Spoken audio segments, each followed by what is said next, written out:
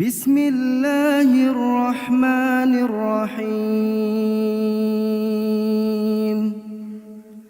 فاذكروني أذكركم واشكروا لي ولا تكفرون يا أيها الذين آمنوا استعينوا بالصبر والصلاة إن الله مع الصابرين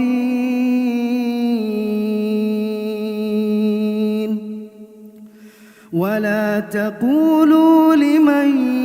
يقتل في سبيل الله أموات بل أحياء ولكن لا تشعرون ولنبلونكم بشيء من الخوف والجوع ونقص من الأموال والأنفس والثمرات وبشر الصابرين